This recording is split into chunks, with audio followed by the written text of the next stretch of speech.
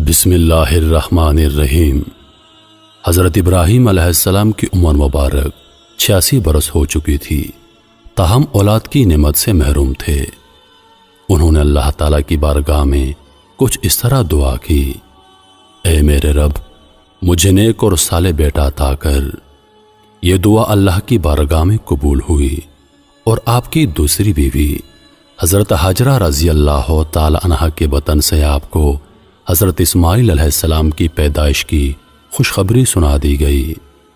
عبرانی زبان میں اسماعیل کا تلفظ شمائل ہے۔ شما کے معنی ہے سن اور ایل اللہ کے مترادف ہے۔ چونکہ اولاد کے لیے آپ علیہ السلام کی دعا سن لی گئی تھی، اس لیے آپ کا نام اسماعیل رکھا گیا۔ حضرت سارہ رضی اللہ تعالی عنہا حضرت ابراہیم علیہ السلام کی پہلی بیوی تھیں، اس لیے حضرت حاجرہ رضی اللہ تعالی عنہا کے بطن سے حضرت اسماعیل علیہ السلام کی پیدائش کی خبر ان پر شاک گزری۔ اس لیے انہوں نے حضرت ابراہیم علیہ السلام سے اصرار کیا کہ حضرت حاجرہ رضی اللہ تعالی عنہا اور ان کے بیٹے کو یہاں سے دور کر دو، یہ لوگ میری نگاہ کے سامنے نہ رہیں۔ حضرت ابراہیم علیہ السلام کو یہ بات بہت ناگوار گزری، مگر بارگاہ الہی سے جب حکم ہوا کہ حضرت حاجرہ اور اسماعیل کو عرب کے ریگستان میں چھوڑ دیا جائے، حضرت ابراہیم علیہ السلام حضرت حاجرہ رضی اللہ تعالی عنہا اور حضرت اسماعیل علیہ السلام کو اسی جگہ لے آئے جہاں آج کعبہ ہے۔ اس زمانے میں یہ جگہ بالکل غیر آباد تھی۔ ایک تھیلی کھجور اور ایک مشکیزہ پانی کے ہمراہ آپ نے انہیں وہاں چھوڑ کر جب جانے لگے تو بی بی حاجرہ رضی اللہ تعالی عنہا نے انہیں روک کر پوچھا: ہمیں اس بیابان میں چھوڑ کر آپ کہاں چل دیے؟ حضرت ابراہیم علیہ السلام کی خاموشی پر حضرت بی بی حاجرہ رضی اللہ تعالی عنہا نے پوچھا: کیا یہ میرے رب کے حکم سے ہے؟ حضرت ابراہیم علیہ السلام نے ہاں میں جواب دیا۔ تب بی بی حاجرہ رضی اللہ تعالی عنہا نے انہیں جانے دیا اور فرمایا: ہمارے لیے اللہ ہی کافی ہے۔ حضرت ابراہیم علیہ السلام جب چلتے چلتے ایسی جگہ پہنچے کہ دونوں ماں بیٹا نگاہوں سے اوجھل ہو گئے تو آپ نے اپنے دونوں ہاتھ بلند کیے اور اللہ کے حضور عرض کیا: اے میرے رب، میں نے بسائی ہے ایک اولاد ایسے میدان میں جہاں کھیتی نہیں، تیرے ادب گھر والے کے پاس۔ اے رب، ہمیں تا قائم رکھ رب۔ اے رب، بعض لوگوں کے دل جھکتے ان کی طرف، اور ان کو روزی عطا فرما اپنے فضل سے تاکہ یہ شکر کریں۔ حضرت حاجرہ رضی اللہ تعالی عنہا چند روز تک مشکیزے سے پانی پیتی رہیں اور کھجوروں سے گزارا کرتی رہیں اور حضرت اسماعیل علیہ السلام کو دودھ پلاتی رہیں۔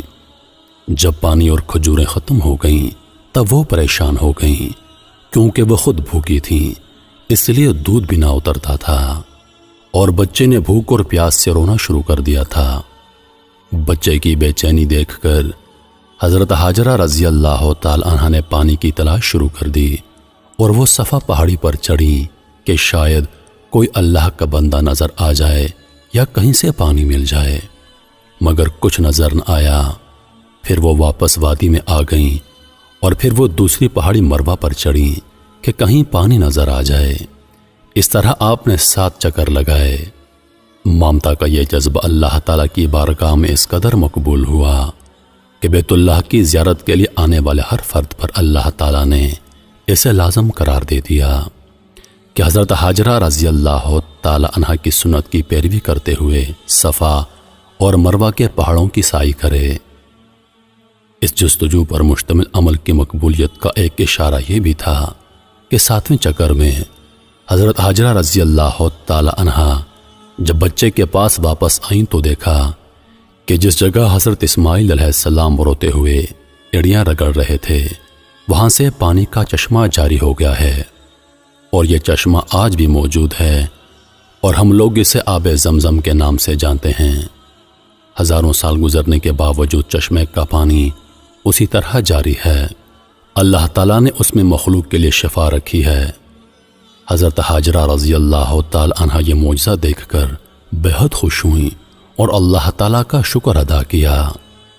اس کے بعد آپ نے بچے کو پانی پلایا اور خود بھی اس سے مستفید ہوئیں۔ اسی وقت اللہ تعالیٰ کی طرف سے ایک فرشتہ نازل ہوا اور ان کی طرف سے وعید سنائی، اے ہاجرہ، آپ خوفزدہ نہ ہوں اور نہ ہی غمگین ہوں، کیونکہ اللہ تعالیٰ آپ کو اور اس بچے کو ضائع نہیں ہونے دے گا، کیونکہ یہ اللہ کا گھر یعنی مقام بیت اللہ ہے جسے اس بچے اور اس کے باپ نے تعمیر کرنا ہے۔ کچھ عرصے کے بعد بنو جرح نامی ایک قبیلہ پانی کی فراوانی دیکھ کر حضرت ہاجرہ رضی اللہ تعالی عنہ کی اجازت سے یہاں آ کر آباد ہو گیا۔ حضرت اسماعیل علیہ السلام کا بچپن اسی قبیلے کے افراد کے درمیان گزرا۔ ابھی حضرت اسماعیل علیہ السلام بچے ہی تھے کہ حضرت ابراہیم علیہ السلام نے خواب میں دیکھا کہ حضرت ابراہیم علیہ السلام اپنے لختے جگر کو اللہ کی راہ میں قربان کر رہے ہیں۔ آپ علیہ السلام نے مسلسل 3 راتیں ایک ہی طرح کا خواب دیکھا، لہذا آپ کو یقین ہو گیا کہ یہ خواب یقیناً اللہ تعالیٰ کی طرف سے ہی ہے، اور آپ علیہ السلام نے اللہ تعالیٰ کے حکم کی تعمیل کا ارادہ فرمایا اور اپنا تمام خواب اپنے بیٹے کو سنایا، اور پھر حضرت اسماعیل علیہ السلام سے پوچھا، میرے بیٹے، میں تجھے اپنے خواب کے پیش نظر اللہ کی راہ میں قربان کرنا چاہتا ہوں، بتا تیری کیا رائے ہے؟ اس پر حضرت اسماعیل علیہ السلام نے انتہائی تحمل کے ساتھ فرمایا، بابا جان، آپ اللہ کے نبی اور ان کے برگزیدہ بندوں میں سے ہیں، آپ بے فکر ہو کر اللہ کے حکم کی تعمیل کریں، انشاءاللہ آپ مجھے انتہائی صبر والا پائیں گے۔ چنانچہ یہ دونوں اللہ کے بندے حکم خداوندی کے لیے گھر سے نکل کھڑے ہوئے۔ روایات میں آتا ہے کہ ابلیس نے انہیں ناکام بنانے کے لیے کئی طریقے اپنائے۔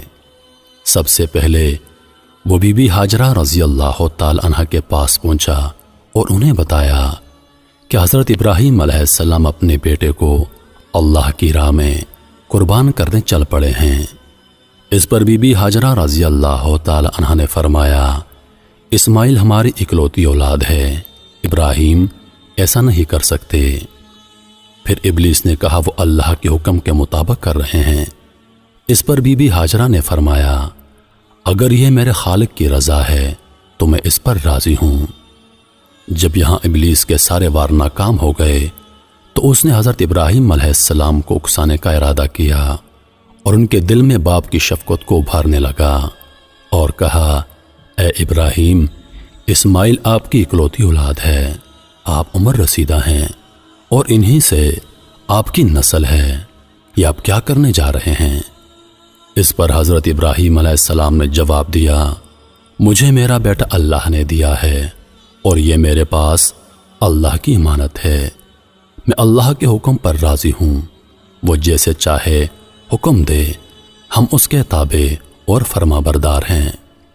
آپ علیہ السلام کے جواب سے ابلیس کو سخت مایوسی ہوئی، لیکن اس نے آپ کو بہکانے کی اپنی ناکام کوشش جاری رکھی، حتیٰ کہ اس نے حضرت اسماعیل علیہ السلام کو بھی بہکایا، لیکن وہ بھی اپنے مقصد پر ڈٹے رہے۔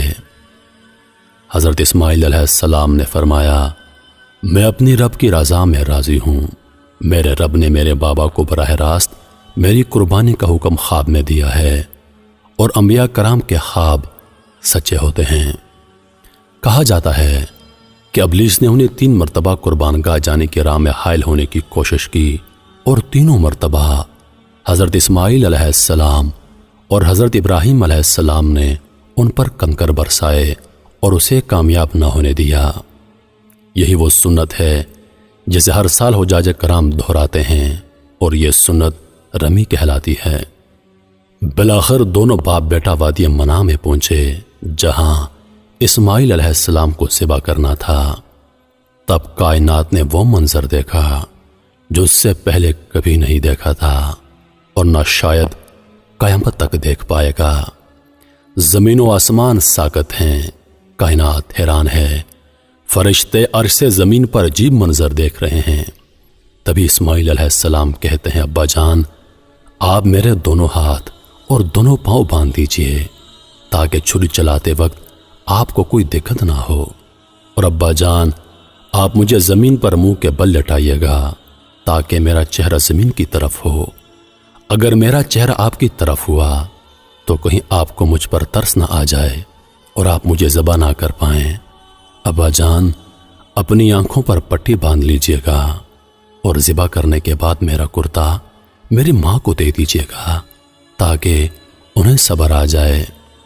باپ نے سب باتوں پر عمل کیا، بیٹے کا ماتھا چوما، پاؤں باندھے اور بیٹے کو زمین پر منہ کے بل لٹا دیا اور چھری چلا دی، لیکن چھری نے حضرت اسماعیل علیہ السلام کو نہ کاٹا کیونکہ اللہ کو کچھ اور ہی منظور تھا۔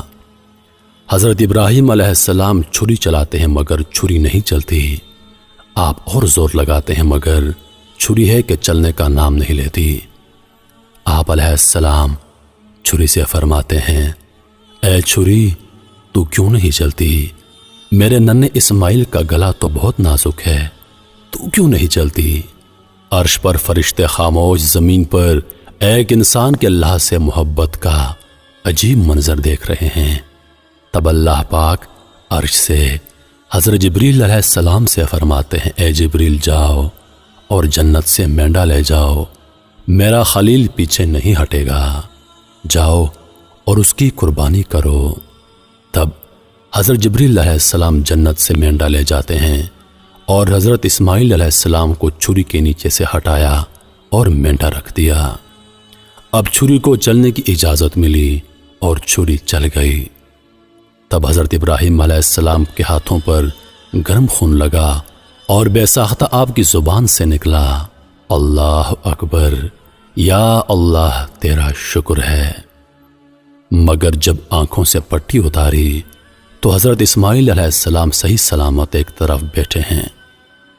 حضرت ابراہیم علیہ السلام کی تابعداری اور حضرت اسماعیل علیہ السلام کی فرمانبرداری بارگاہ الہی میں قبول ہوئی اور اللہ نے حضرت اسماعیل علیہ السلام کو ذبح ہونے سے بچا لیا، اور ان کی جگہ جس جانور کی قربانی دی گئی اس سے متعلق روایات میں آتا ہے کہ وہ جنت سے لایا گیا ایک مینڈا تھا۔ یہی وہ قربانی ہے جس کو تا قیامت امت مسلمہ کے لیے عملی نمونہ بنا دیا گیا ہے۔ اس واقعے کا ذکر اللہ پاک نے قرآن مجید میں اس طرح بیان فرمایا ہے، اور ہم نے اس کو پکارا یوں، اے ابراہیم، تو نے سچ کر دکھایا خواب، ہم یوں دیتے ہیں بدلہ نیکی کرنے والوں کو، بے شک یہی سرہی جانچنا، اور اس کا بدلہ دیا ہم نے ایک جانور ذبح کو۔ تو یہ تھا وہ عظیم قربانی کا واقعہ جس کو تمام مسلمان عید الاضحیٰ کو مناتے ہیں۔